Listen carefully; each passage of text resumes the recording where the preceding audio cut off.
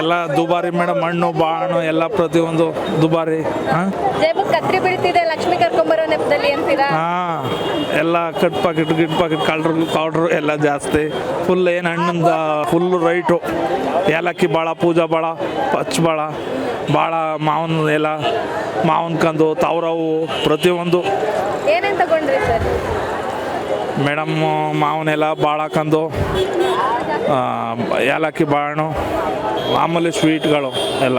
ವರ್ಷ ಕಂಪೇರ್ ಮಾಡಿದ್ರೆ ಈ ಸಲ ರೇಟ್ ಜಾಸ್ತಿ ಅನ್ನಿಸ್ತಿದ್ಯಾ? ಈ ಸರಿ ರೇಟ್ ಜಾಸ್ತಿ ಮೇಡಮ್. ವರ್ಷನೂ ಯಾವಾಗಲೂ ಹಂಗೆ ಈ ಟೈಮ್ಲಿ.